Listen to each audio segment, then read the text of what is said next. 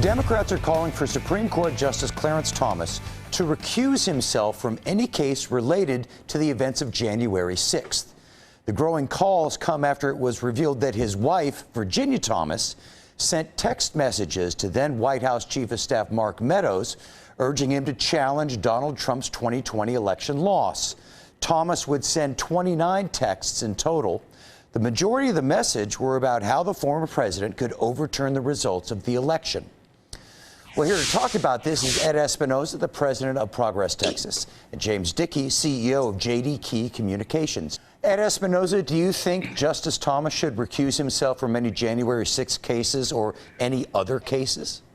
You know, regardless of how people feel about Justice Thomas, whether you agree with his positions or disagree with his positions, we should all be able to agree that if his spouse is sending text messages in support of the insurrection, that is a conflict of interest if you are hearing cases pertaining to the insurrection and the investigation of it. So, yeah, I do think he should recuse himself from these cases. And if he's the type of justice to do that, great. And if he's not the type of justice to do that, then I think that's one of the reasons why the Supreme Court should have some sort of ethics commission to look into these sorts of things. But he absolutely should recuse himself from anything here. He has a conflict of interest. Ed, should a person be held accountable for the text messages from that person's spouse?